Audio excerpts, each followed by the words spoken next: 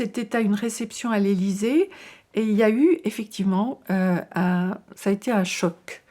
Vous savez, ces rencontres où, à travers la poignée de main, le regard, on sent que quelque chose passe.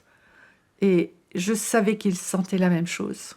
Et vous percevez tout de suite que cet homme est seul et malade. Oui, j'ai eu cette intuition qu'il était malade. Je ne savais pas, c'était une intuition.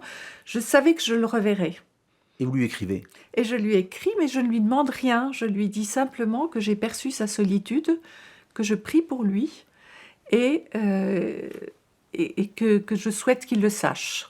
Il me répond dans la foulée. Il me dit qu'il souhaiterait me connaître et il a cette phrase aussi qui a été très énigmatique pour moi longtemps.